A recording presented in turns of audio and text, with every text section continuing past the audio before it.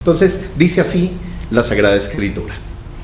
La noticia de que los gentiles habían recibido la palabra de Dios pronto llegó a los apóstoles y a los demás creyentes de Judea. Así que cuando Pedro regresó a Jerusalén, los creyentes judíos lo criticaron. Entraste en una casa de gentiles y hasta comiste con ellos, le dijeron.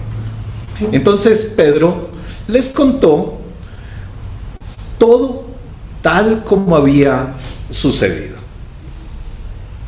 Yo estaba en la ciudad de Jope, le dijo, y mientras oraba, caí en un estado de éxtasis y tuve una visión. Algo parecido a una sábana grande descendía por sus 4 puntas desde el cielo y bajó justo hasta donde yo estaba. Cuando me fijé en el contenido de la sábana, vi toda clase de animales domésticos y salvajes, reptiles y aves. Y oí una voz que decía: levántate, Pedro, mátalos y come de ellos. No, Señor, respondí. Jamás he comido algo que nuestras leyes judías declaren impuro o inmundo. Pero la voz del cielo habló de nuevo. No llames a algo impuro si Dios lo ha hecho limpio. Eso sucedió 3 veces antes de que la sábana, con todo lo que había dentro, fuera subida al cielo otra vez. En ese preciso momento, 3 hombres que habían sido enviados desde Cesarea llegaron a la casa donde estábamos hospedados. Luego el Espíritu Santo me dijo que los acompañara y que no me preocupara que fueran gentiles. Estos 6 hermanos aquí presentes me acompañaron y pronto entramos en la casa del hombre que había mandado a buscarnos. Él nos contó cómo un ángel se le había aparecido en su casa y le había dicho: envía mensajeros a Jope y manda llamar a un hombre llamado Simón Pedro. Él te dirá cómo tú y tus hermanos pueden ser salvos. Cuando comencé a hablar, continuó Pedro, el Espíritu Santo descendió sobre ellos de tal como descendió sobre nosotros al principio. Entonces pensé en las palabras del Señor cuando dijo: Juan bautizó con agua, pero ustedes serán bautizados con el Espíritu Santo. Y como Dios le dio a esos gentiles el mismo don que nos dio a nosotros cuando creímos en el Señor Jesucristo, ¿quién era yo para estorbar a Dios? Cuando los demás oyeron esto, dejaron de oponerse y comenzaron a alabar a Dios. Dijeron: podemos ver que Dios también les ha dado a los gentiles el privilegio de arrepentirse de sus pecados y de recibir la vida eterna. Que el Señor bendiga la exposición de su palabra. Bien, hermanos, ¿quién soy yo para estorbar al Señor? Así he titulado al sermón. ¿Quién soy yo para juzgar a las personas? Le dijo el Papa Francisco a los periodistas en el vuelo de regreso al Vaticano de su primer viaje pastoral al Brasil. En la rueda de prensa que él da en el avión, le interrogaron sobre la homosexualidad y los homosexuales en la iglesia. Y esa fue su respuesta. ¿Quién soy yo para juzgar a estas personas? Púchale, ¡qué bárbaro! ¿Quién soy yo? Como era de esperarse, pues el mundo católico se le vino encima. ¿Cómo es posible? Le criticaron de manera despiadada. Progresista, liberal. De todo le dijeron. Saben, hermanos, yo pienso que la experiencia de la iglesia hoy estamos más en el usted no sabe quién soy yo que en el ¿y quién soy yo? Y me parece que el llamado de la Sagrada Escritura es a que nos planteemos este interrogante y nos sinceremos para tomar decisiones reales, decisiones de amor. Ahora, que esto pase aquí y pase en la antigüedad no es ninguna sorpresa. Así es el corazón humano. Eso es tan viejo como la moda de andar a pie, decía mi abuelita. Pero Pedro, sobreponiéndose a sus prejuicios judaizantes de no comer, de no tocar, acaba de vivir un espectáculo extraordinario. Es testigo del Pentecostés de los gentiles e instrumento de salvación para esos gentiles. ¡Qué experiencia más sublime! Y cuando los de la iglesia de Judea se enteran, ahí sí que se arma el zafarrancho. Tremendo boroló, guateque y demás, como le dicen a los líos y a los problemas. Tremendo problema. Él va a Judea y cuando llega lo reciben con 2 piedras en la mano. El original da la sensación de que el problema fue berraquísimo. El original nos dice que aquí de pronto esta versión nos habla un poquito más, la suaviza, como que lo criticaron. ¿Lo criticaron? Eso fue un problema, realmente fue una disputa, una pelea. Lo interesante es que Pedro no reacciona. Pedro no reacciona. Las noticias vuelan naturalmente y vuelan distorsionadas además, ¿no? Entonces por eso Pedro se da la tarea de contar las cosas, la misma palabra que usaba Lucas para decir que va a ordenar la historia, es la misma palabra que utiliza aquí. Pedro comienza en orden a contar lo que sucedió. Todos los sucesos los empieza a contar. Y les dice que entró... bueno, la crítica que le dan, además de crítica de pelea, es un juicio brutal. Entraste en una casa de gentiles y hasta comiste con ellos. Antes no le dijeron el menú, ¿no? Cerdo a la naranja, con huevos de iguana. La crítica es tenaz, un juicio, realmente es un juicio.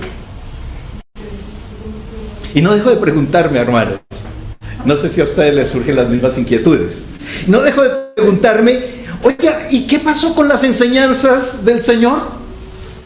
¿Las ignoraron? ¿Las malinterpretaron? ¿No las comprendieron? ¿Sencillamente las desecharon? Es que si dicen la gente de Judea, uno dice, ok. Pero los apóstoles y la gente de Judea, ¡qué escándalo! ¿Qué pasó con el nuevo mandamiento? ¿No les había dicho el Señor? Los van a conocer por la manera como se aman. Eso va a ser la carta de presentación para el mundo. Van a saber que son mis discípulos de la manera como se aman. Y a la luz de las críticas y del boroló que hubo allí, estos apóstoles y creyentes de Jerusalén para nada estaban haciendo justicia al amor. Estos hermanos no habían entendido cómo era la vuelta. Pensaron que eso era algo de judíos para judíos.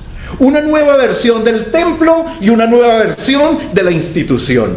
Para un grupito selecto. La comunidad de los circuncidados.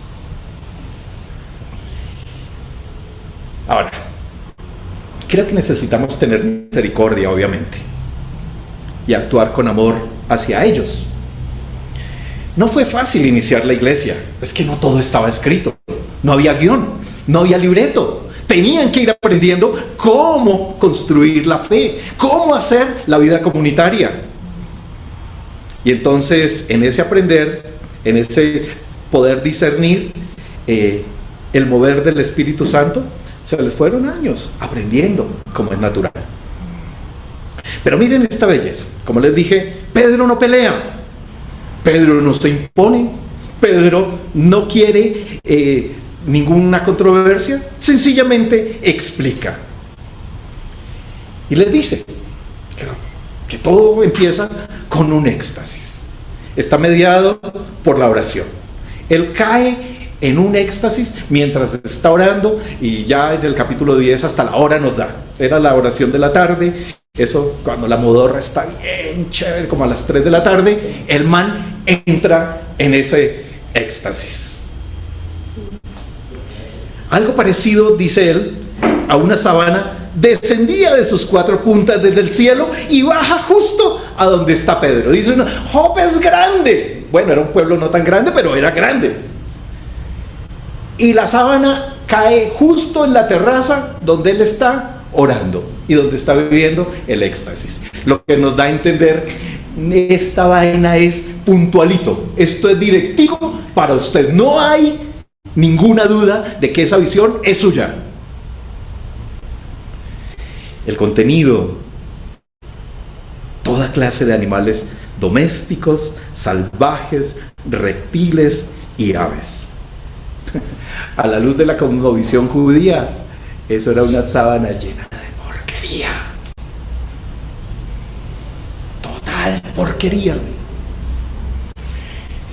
Y para completar, Pedro escucha una voz que le dice: mata y come del muerto. No, mata y come de ello. Mata y come de ello. Y Pedro, la reacción típica de alguien extremista, un tanto fanatizado, el celo por encima del amor de cualquier cosa. No, Señor, jamás he comido algo que nuestras leyes judías declaren impuro o inmundo. ¿Saben, hermanos? Aquí está. Lo estamos presenciando, lo que estamos presenciando aquí, lo que Lucas nos quiere contar, es una lucha de cosmovisiones que nos muestra lo difícil que fue para la iglesia naciente romper con sus imaginarios, con sus narrativas, con sus costumbres, con sus tradiciones, y dar un salto a las enseñanzas de Jesús. ¿Recuerdan el Señor con ellos caminando? Oíste que fue dicho, pero ahora yo os digo. Me imagino esas palabras retumbando en su mente. Los enfrentamientos que tuvo con los fariseos por el día de reposo. Esta vaina no fue creado a razones de una creencia. Esto fue creado a razón del hombre. Que estos discípulos suyos son el colmo, que comen con las manos cochinas, sin lavarse, que el ayuno. Y ellos vieron al Señor responder a esos procesos. Y aunque tenían la información, no les era fácil romper con su cosmovisión y dar el salto hacia lo que el Señor les había enseñado. La voz del cielo, una vez más, aparece, lo que genera una ruptura, ya, ahora sí, con la cosmovisión de Pedro, y lo pone en una nueva perspectiva. No llames a algo impuro si Dios lo ha hecho limpio. ¿Ustedes se imaginan a Pedro con todo el bagaje de lo que está diciendo, del judío que es? Y ahora tiene que romper con todo eso y abrirse a la experiencia de la gracia, de la fe, del evangelio. Yo creo que la crisis, la tensión fue terrible. Lo que había creído toda la vida lo pone con certeza en una nueva realidad. Y todo esto en un abrir y cerrar de ojos. Todo lo que creyó durante toda su vida, a partir de una palabra, de una visión, ese cúmulo de creencias, de cosas, al tarro de la basura. Bueno, aunque no tan así. Después Pablo le tiene que recriminar por leer la carta a los Gálatas, ¿no? Y decirle, Pedrito, Pedrito, con que muy judíito entre judíos, pero cuando está con gentiles, entonces se hace pendejito también, ¿no? Pero fue la crisis, fue el surgimiento de la iglesia, así surgió, de esa manera. Creo que este es el mensaje que la iglesia recibe, que el auditorio de Lucas rcibe. Un Dios creativo que nos encuentra en medio de nuestras realidades culturales, oscuras y terribles, hace hasta lo imposible por salvarnos, para que a su vez nosotros también seamos instrumentos de salvación para otros.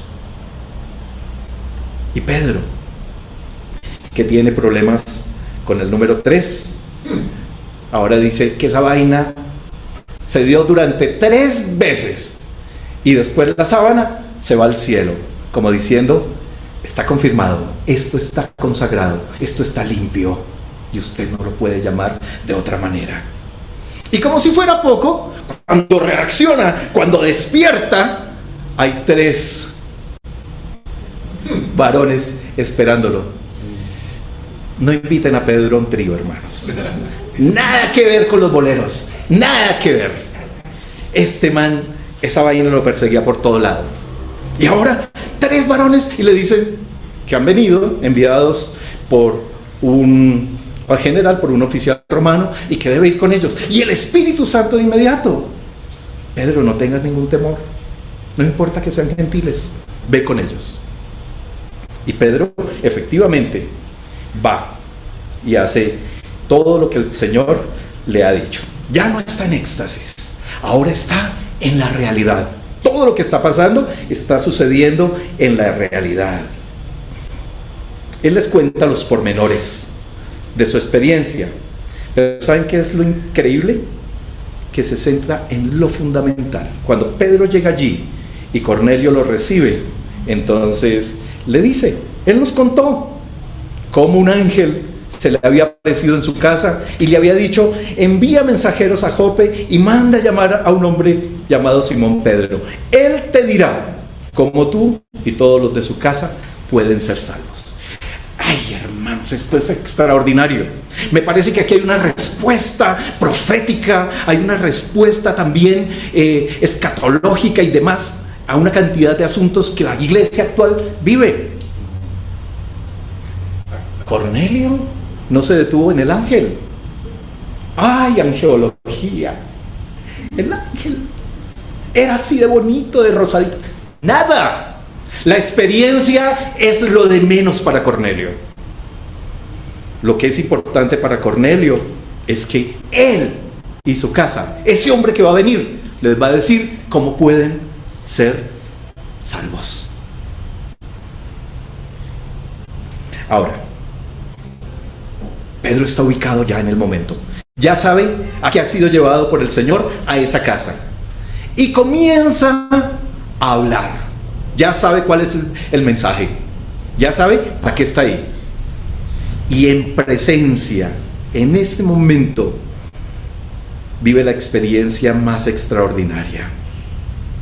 El Espíritu Santo desciende sobre ellos, tal como descendió sobre nosotros al principio, dice Pedro. ¡Qué bárbaro!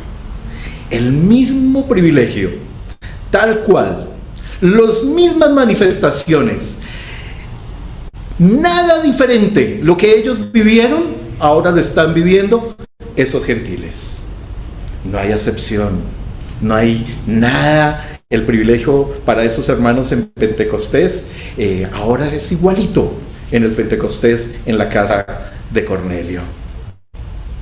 Y Pedro se ve obligado a interpretar el suceso. ¿Y cómo cojo esta vaina? ¿Qué explicación le doy a esto que está sucediendo en mis propias narices? Claro, tiene que haber algún fundamento. De algún lado tiene que tener algo para hacer teología. Y todo lo que dice es, vino a mi mente. Vino a mi mente las palabras del Señor. ¿Se acuerdan por allá en Hechos capítulo 1? Señor, ¿y qué? ¿Cuándo va a pasar esto? ¿Y qué hacer? Tranquilos, es necesario que ustedes se queden, que vayan a Jerusalén. Juan bautizó con agua, pero ustedes serán bautizados con el Espíritu Santo. Y ¡pam!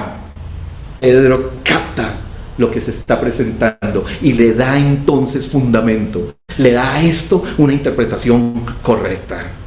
Conecta con las indicaciones y con las palabras de Jesús. Lo cual nos enseña a nosotros, hermanos. Si queremos hacer una teología, si queremos funcionar en torno a algo, siempre Cristo tiene que ser el punto de partida, el desarrollo y el punto de llegada. La conclusión de Pedro es fenomenal. El verso 17 nos cuenta cómo se dio esto. La experiencia está mediada por la fe en Jesucristo. Recuerda lo que dice. Es puntualito. Y como Dios le dio a esos gentiles el mismo don que nos dio a nosotros cuando creímos en el Señor Jesucristo, si no hay fe en Jesucristo, la experiencia no tiene ningún sentido. La experiencia de creer en el resucitado, de vivir en la Pascua, es realmente lo que hace que haya salvación, que estas manifestaciones se hayan dado. Entonces, creyeron. Cuando creyeron, y cuando creyeron en ese resucitado, ahí se vive la experiencia. En segundo lugar, el don mismo para todos, sin acepción, sin ningún privilegio, es igualito para todos. El Espíritu Santo descendió igualito para todos. Esos gentiles recibieron el mismo don que Dios nos dio a nosotros cuando creímos. Pero una vaina más, un elemento más. La experiencia, como les dije, no es lo significativo. Lo fundamental es la salvación. Entonces, ¿ignoramos la experiencia? ¡No! La experiencia está ahí. Y si la vivimos, pues maravilloso, extraordinario. Pero no tiene que ser el fin.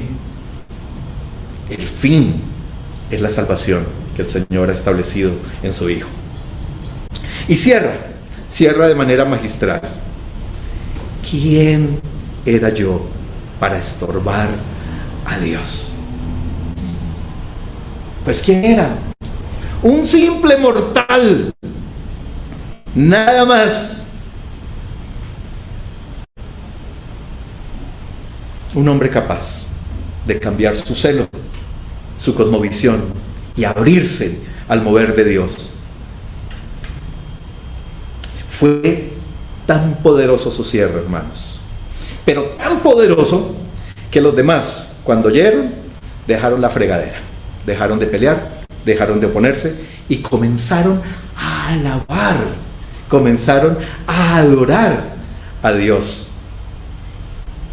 porque lograron captar y meterse en esa voluntad de Dios, impactados por ese obrar del Señor en la historia y en esta nueva apertura a la humanidad. El Dios de todos, interesados en salvar a quien abre su corazón. Termina el texto con las palabras de ellos. Podemos ver que Dios también les ha dado a los gentiles el privilegio de recibir, de arrepentirse de sus pecados y de recibir la vida eterna. ¿Saben, hermanos? Nosotros también somos privilegiados. Pero ¿privilegiados para qué? Para ser instrumentos de amor, no de terror. Somos parte de esos privilegiados y por lo tanto la pregunta es obligatoria para todos ustedes, para los que están en casa y para los que seguramente escucharán o verán este video en las redes. ¿Quiénes somos para estorbar al Señor? ¿Quiénes somos? ¿Saben cuándo estorbamos al Señor, mis amados hermanos? Cuando rechazamos a una persona o a un hermano por su condición moral, por su orientación sexual, por su pensamiento político o por su creencia. Cuando rechazamos, estamos siendo estorbo para Dios. No, hermanos, no estamos para eso. La iglesia tiene que aprender, y la iglesia tiene que avanzar, y la iglesia tiene que procurar vivir en esta dimensión del amor, más que de la pelea, más que de la crítica, y más que de todas estas bobadas que lo único que hacen es desfigurar. ¿Quiénes nos creemos? Cuando usted actúa así, con su supremacía moral, creyendo que está por encima de todos los demás, lo único que está mostrando es su fanatismo, su falso celo, su suficiencia ética despojada de amor y misericordia, y por lo tanto incapaz de mostrar el rostro de Dios a todos ellos que lo necesitan. El llamado, amados, entonces es a la humildad.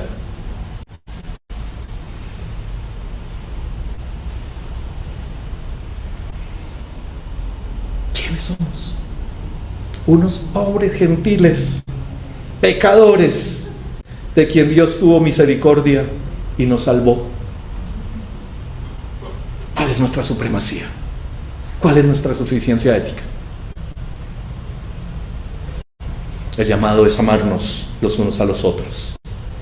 Si usted tiene un conflicto con un hermano, no se trata de ignorarlo, de rechazarlo o de cancelarlo. Esa actitud dista mucho de la voluntad de Dios.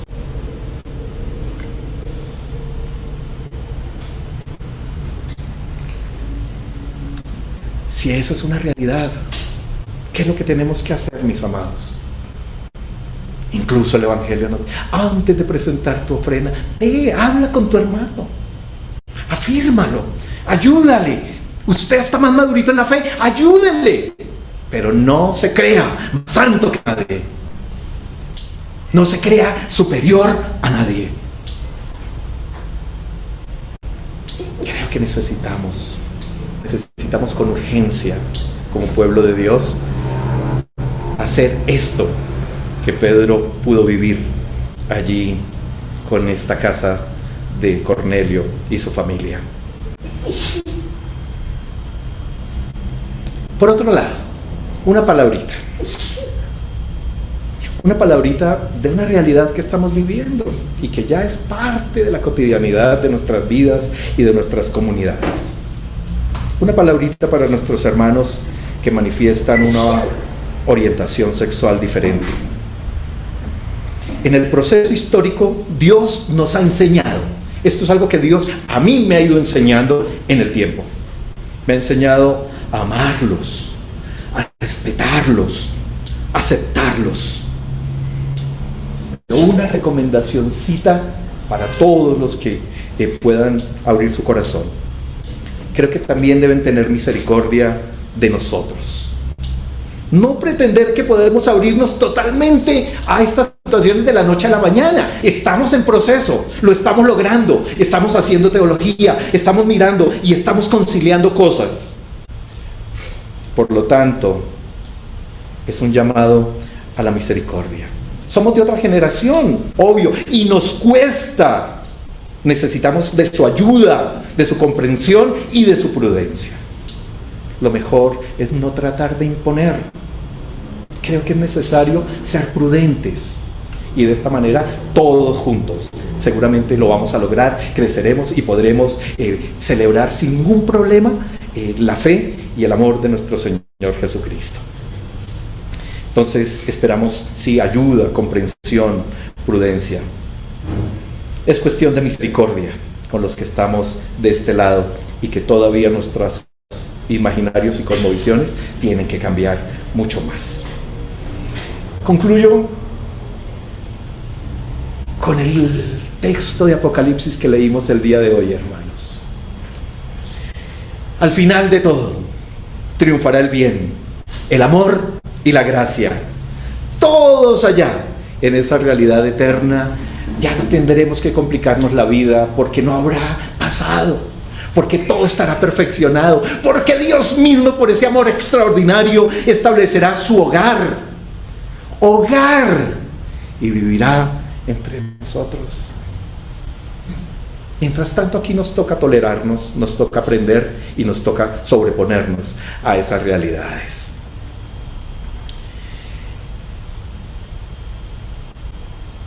Creo que también debemos, como conclusión, hermanos, celebrar cuando nuestros hermanos pueden encontrar esa manifestación del amor de Dios y de la salvación. Adorar, porque no somos nadie para estorbar a Dios. No sé si usted puede responder esa pregunta a esta altura del sermón. Entonces, ¿quiénes somos? ¿Quiénes somos?